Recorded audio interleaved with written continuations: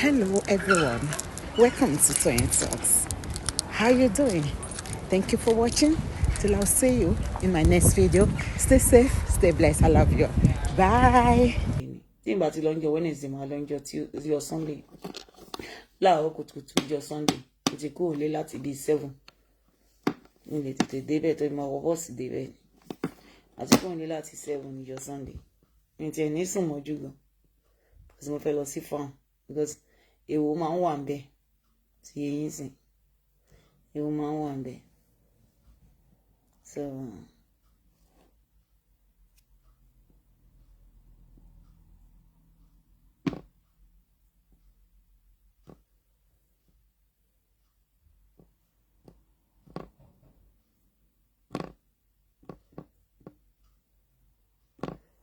I'm feeling it, guys. Ó máa ṣẹ̀sìn kú ni. Màmá yìí ṣe gbọ́dọ̀ màmá yìí tó sọ̀rọ̀ yìí. Màmá yìí tá gbé sórí péjì wa yìí tó gbé kinní sórí. Ṣebí ó sọ òdodo fún Lizzie ni. Kí ni ìyá yẹn sọ? Ìyá yẹn máa ń bú mi lọ́dọ̀ Lizzie o. Ṣé rí mi kí n fún ìyá jẹ? Because èmi mọ̀ pé pàṣán òun fún ara ẹ̀ ló máa fi pàṣán náà yìí. Èmi ní rí ìyáláyà yín ni. Ṣé ìyáláyà yín lè stop èmi ni?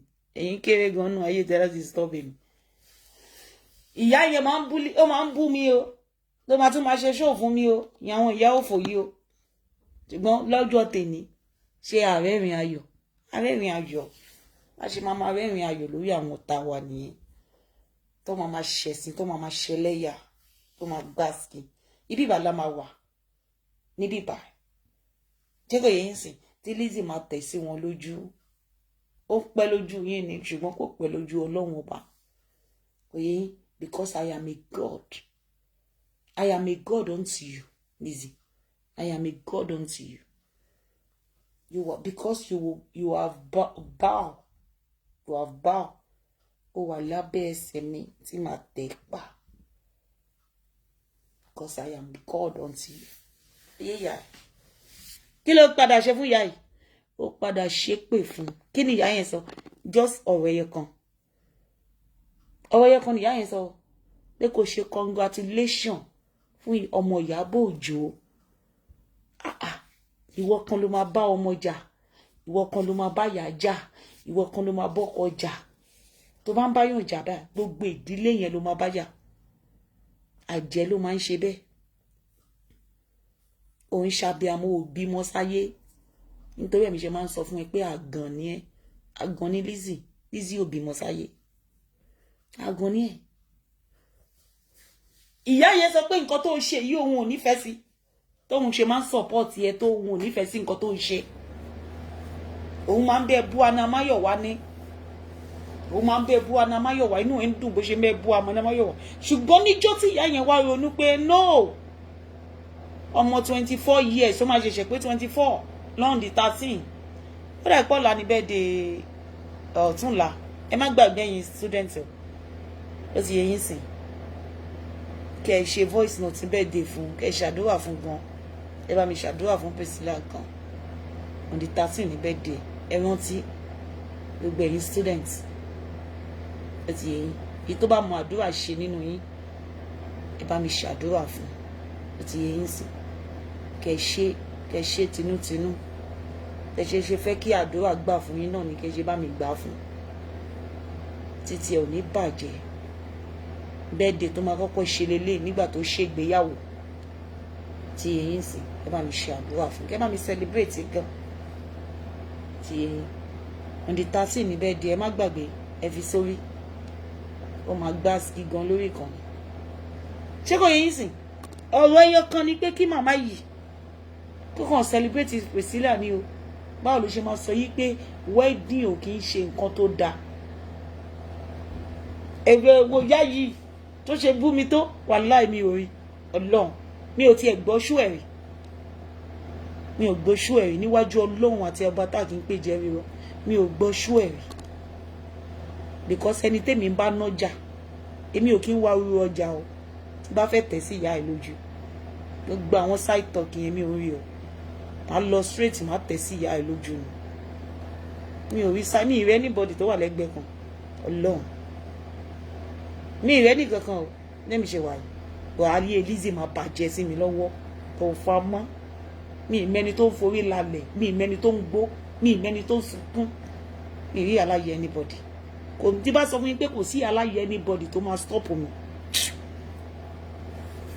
ẹ̀yin kéré náà láti lè stop nǹkan tèmi bá fẹ́ ṣe mo ní kò sí aláyẹ anybody tó máa stop mi you think I'm joking because tèmi bá ń jẹ mi ò rí mi ń rọ̀tún mi ń rọ́sì ibi tèmi lọ ni mò ń rí kò tí ìyẹ ìyá yìí òun ló máa ń jà tó máa rí bí ibi tí wọ́n pè sí ó máa rí nǹkan tí kò kàn bẹ́ẹ̀ á rí èmi ò ń ṣe bẹ́ẹ̀ ni ṣé kò padà ṣépè fún ìyá ó gbé ìyá ìṣépè ni ó gbé ṣépè tọmọtọmọ ó gbé ṣépè tọmọtọmọ ìyá yẹn ò padà máa ṣe ṣó fún ẹ sí ìyá yẹn padà ṣe ṣó fún ẹ tó gba skilliciously songalliciously ìyá yẹn padà ṣe ṣó fún ẹ ni.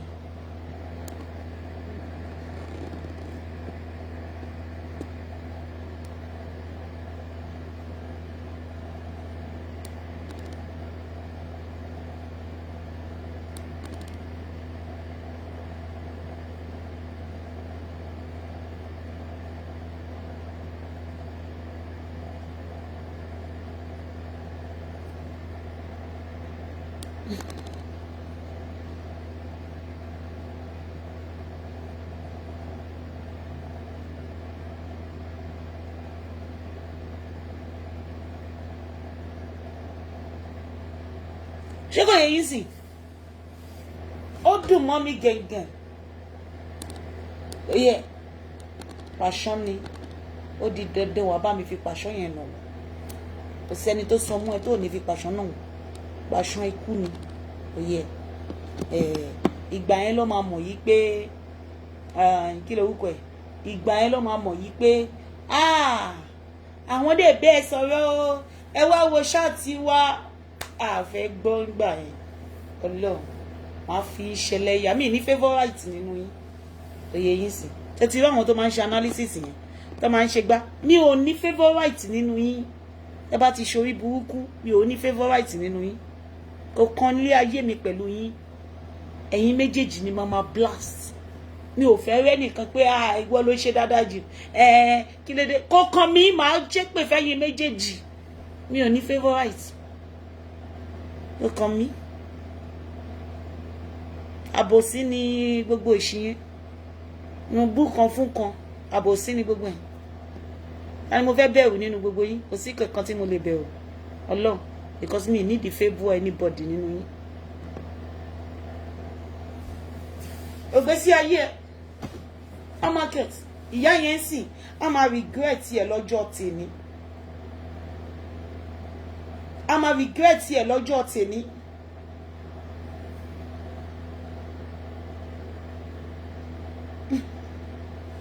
a máa regret lọ́jọ́ tèmi ìyá yẹn máa regret pé òun bẹ́ẹ̀ ṣépè fún Hannah Mayowa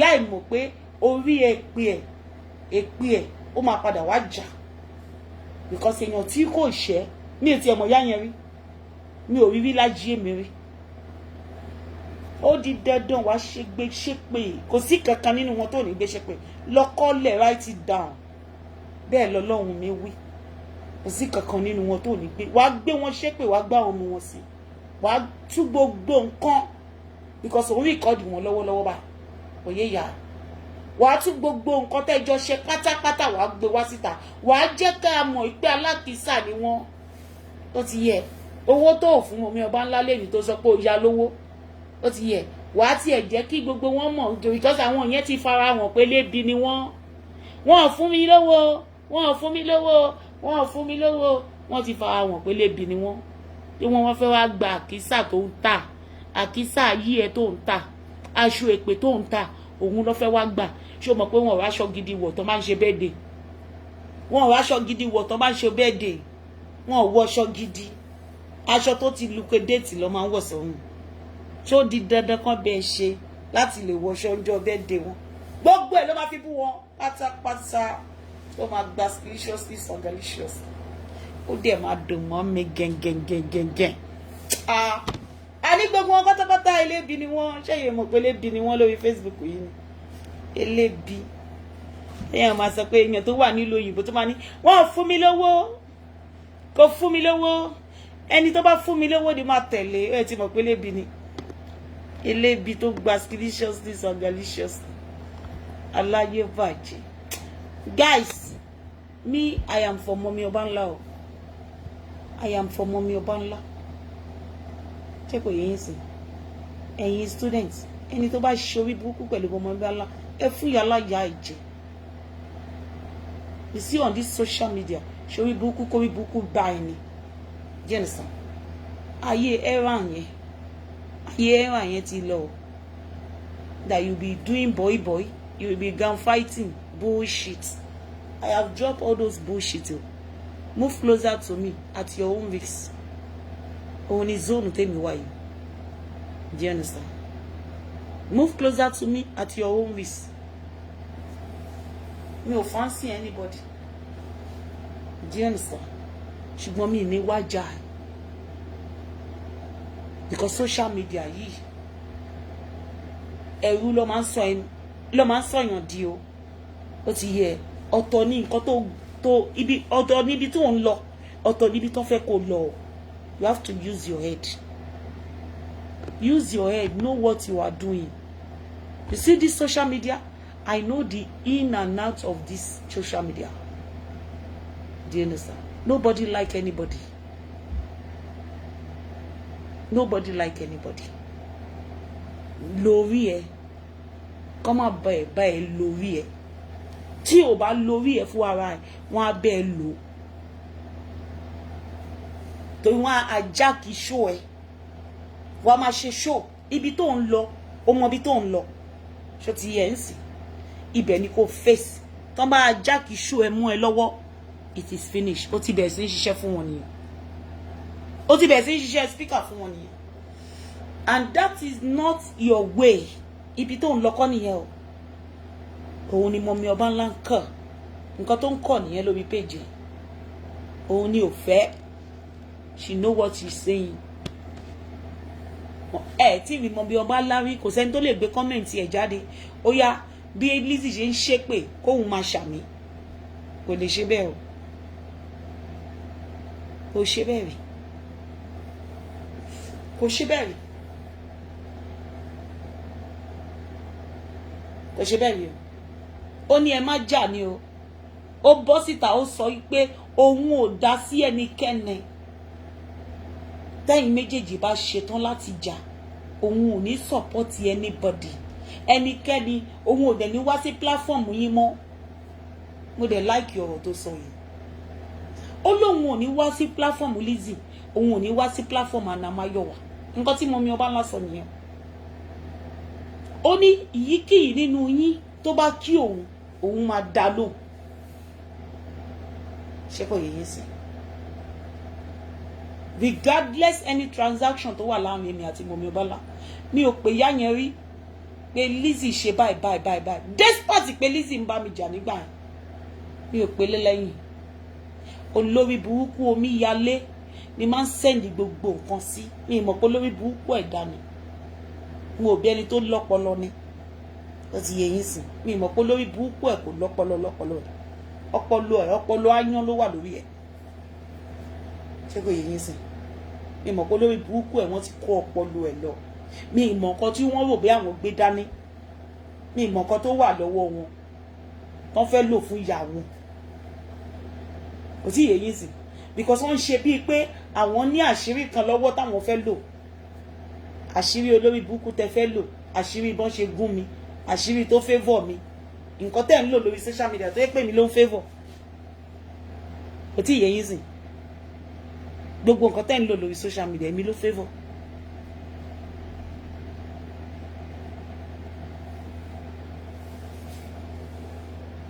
Èmi ló favor. Ẹ feel pé nǹkan tẹ́ fẹ́ lò nìyẹn. Me understand.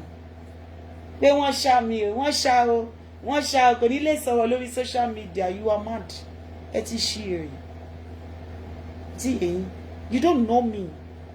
Ẹ mọ̀ mi. àwọn tó jù aláya yín lọ wọ́n ṣe tì Ọlọ́run mo dúró mo tá tán tó bá ń gbọ́ mo tá tán síbẹ̀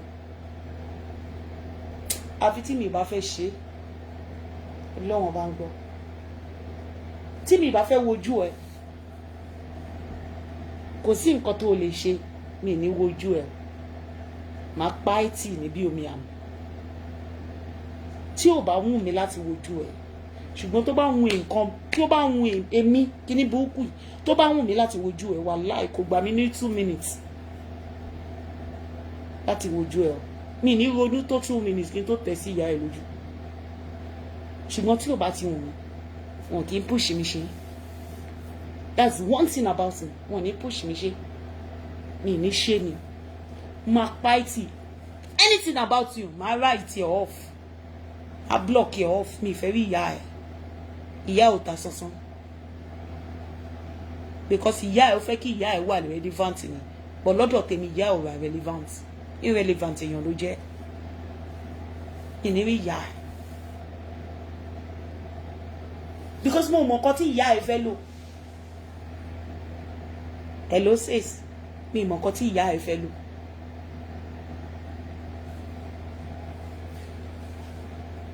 ògbésí ayé ẹ bó ṣe bàjẹ́ ayé ẹ bàjẹ́ ni ayé ẹ wá ń bàjẹ́ sí ìjẹ́ o lè wo ìgbà tèmi àti ẹ wà ṣáyé ẹ bàjẹ́ báyìí ayé ò bàjẹ́ báyìí because o ní grace ìgbà yẹn àti ìgbà grace wa lọ́wọ́ ẹ̀ ń gbà yẹn gbogbo sí ayé ẹ sìn ayé ẹ sùn kirikiri ayé ẹ wọ́n gbé ayé ẹ wọ́n gbé lọ sínú kirikiri ìgbésí ayé ẹ ó sùn kirikiri wọ́n fi àǹkọ̀pù sí wèrè lọ́wọ́ matrimonial bed wa matrimonial home wa ilé tí Muniru kọ́ ilé tó gbà lọ́wọ́ Muniru tó lọ change property name tó lọ change gbogbo ìwé tó lọ change gbogbo ilé tí Muniru wà ilé tó gbélé ẹ lọ́wọ́ tó lọ change gbogbo ìwọlé òun ló wá sọ pé nínú matrimonial bed wa ilé tí láti gbọ̀ngàn tó bọ́ síta tó sọ fún yín pé òun kó wá bá ẹ ni láti gangan sọ pé òun kó wá bá ẹ láti gangan ló sọ fún ẹ pé òun kó wá bá ẹ ni láti gangan ó sọ pé òun lòun kọ́lé yẹn ó lòun kó wá bá ẹ pé ìwọ ló fẹ́ òun dẹ̀ kó wá bá ìyàwó òun ni ògbésí ayé ilé matrimonial home wa olóṣì olóyìnbó wèrè o ti wá àwọn òyìnbó ẹ pass and participant olórí burúkú o ti lọ sọ́dọ̀ gist lover kí lorúkọ bọ̀bọ̀ yìí kí lorúkọ bèbí yìí tó wà lọ amebo gist o ti bó ṣe bẹ́ẹ̀ gé àwọn òyìnbó yẹn mo rẹ́rìn mo fẹ́ tákìtì ìgbà tán send ẹ̀ sí mi o rí bó ṣe bẹ́ẹ̀ gé àwọn òyìnbó yẹn kò sẹ́ni tó máa rí òyìnbó yẹn tó máa sọ pé ó lọ sí yunifásitì òyìnbó olórí burúkú ni I'm telling you guys kò sí ẹni tó máa rí òyìnbó yẹn tó máa sọ pé ó lọ sí yunifásitì ó lọ sí yunifásitì mo rẹ́rìn mo fẹ́ mo tún wò mo tún sọ pé no pé ìwọ kọ́ ló ń sọ̀rọ̀ mo tún wò dáadáa mo ní voice ẹ̀ lélẹ́yìí voice ẹ̀ rèé nígbà tí àǹtí kọ́bẹ̀ tó wà lọ́dọ̀ wa yẹn tó wá tí wá kọ́ tiẹ̀ in fact òyìnbó yẹn ò dáa lady kọ́bẹ̀ tó máa ń sábà pè é ní màámi mo ti rí gbàgbé lady yẹn orí Instagram ló máa ń sábà wà tó máa ń sábà pè é ní màámi no lady yẹn tún wá bẹ ọmọ pa àwọn yẹn lọ sí yunifásitì ó tún wá sọ mí ní òyìnbó ẹ pé báyìí ló ṣe yẹ kó o pé báyìí kọ́ ló ṣe fairness ni àbí fairness mi ìtẹ̀mọ̀ orí òyìnbó tó pé ó tún wá tún òyìnbó yẹn wá kó ẹ ní wọ́n ṣe máa ń pè òyìnbó gangan mo ń bọ̀ guys ẹ jẹ́ n pa centrality.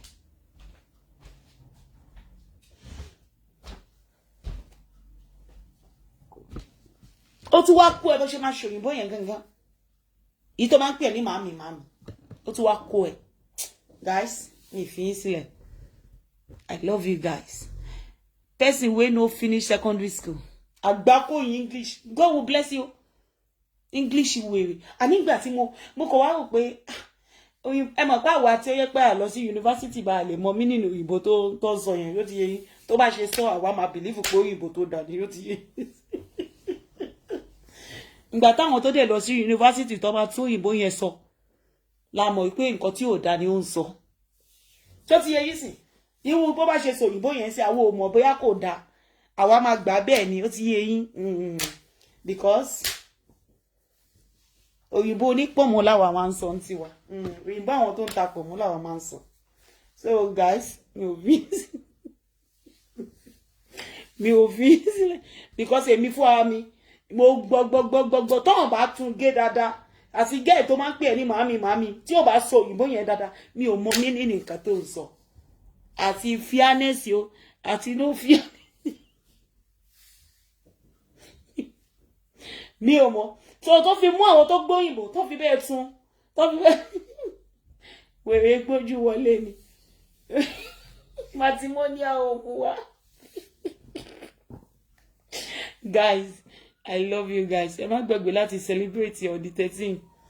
Guys, it's going to be busy tomorrow because I'm not going to be in storage from 11. I'm going to be in storage from 7 o'clock today. I'll be 6:30. I'm going to be in storage. I'm not going to be in storage from 11 because I'm going to continue to see. Muslim yìí.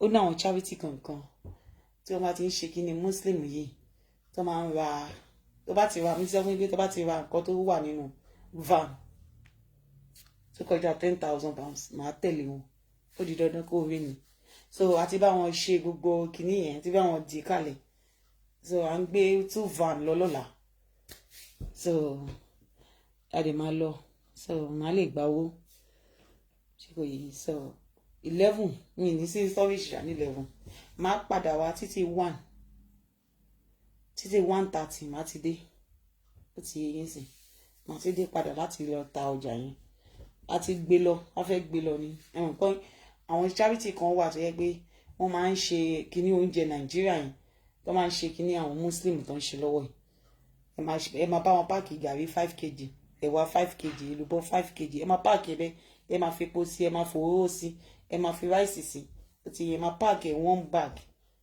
so gbogbo ẹ̀ là ń gbé lọ fún wọn lọ́la àti bá wọn ṣe gbogbo ẹ̀ lẹ̀ ó ti yẹ yín sí yes àti bá wọn ṣe gbogbo ẹ̀ lẹ̀ a kì í ta òróró o bá máa pe complain wọn máa gbé òróró wá ẹ pé mi ń ta rice a máa pe complain a máa gbé rice yẹn wá a máa fi receipt yẹn hàn wọ́n because mi ń ta rice but mi ní fowó sí i máa fi receipt bó ṣe gbé wá ní complain ẹ kàn sanwó yẹn nìkan ni wọ́n ṣe gbé wá láti complain because orúkọ mi ló máa fi gbé wá ó ti yẹ yín then complain will come back and collect the money so ẹ kàn fi gba rice yẹn bẹ́ẹ̀ so guys mi fi yín sílẹ̀ I love you guys bye a tún gbé ẹ̀wà òló náà wá a gbé ẹ̀wà òló wá ẹ̀wà kejì yẹn tí òun ṣe olóyin yẹn a gbé yẹn náà wá because wọ́n need ẹ̀ àwọn Muslim yẹn àwọn tó máa ń ṣe kíní Muslim àwọn charity kíní wọn yẹn a gbé yẹn náà wá fún wọn need 100 ẹ̀ a lè gbé wá a bá wọn gbé wá so mi ì fi sílẹ̀ bye.